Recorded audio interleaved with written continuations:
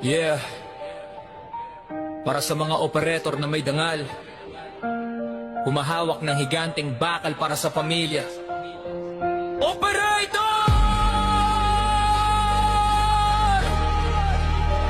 Kwento natin to!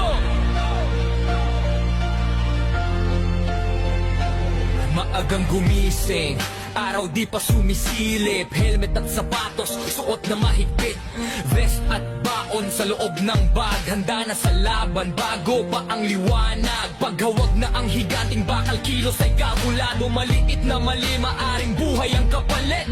Hindi lang lakas, utak ang sandata, sa bawat hila ng braso, lipay sumusunod kusa. Sa alikabok at putik, hinubog ang pangalan, sa bawat proyekto may tatak na nakaukit. Operator na tunay ng ito ay makamit.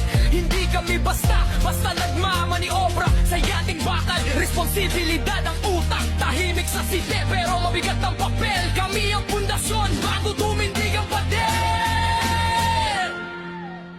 Kami ang hari ng higanteng bakal, haligi ng bayan. Sa lupa at proyekto, kinabukasan ng sakay. Butik man o bato, bundok at kagubatan, operator kami laging handa sa lakas. Kami ang hari ng higanteng bakal, sa init o ulan, bawat hukay at buhos may pangarap na laban. Itaas ang kamao, ipagmalaki ang pangalan. Operator ng higanteng bakal, tunay na sandigan.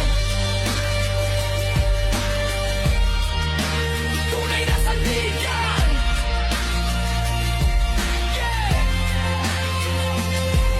May pamilya sa isip, bawat ikot ng gulong, bawat oras sa site. Pangarap ang baon, may panganib sa paligid, disiplinado ang galaw. Sa higanting bakal, respeto ang unang abang. Sa kanahihiligan, tagumpay ang nakangiti. Hindi man pupurihin ang maliit na gawa, ngunit puso at isip ay may tunay na gantimpala.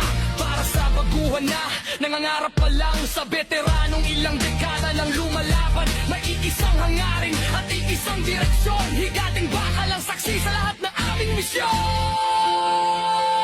Kami ang hari ng higanteng bakal, haligi ng bayan. Sa lupa at proyekto, kinabukasan ng sakay.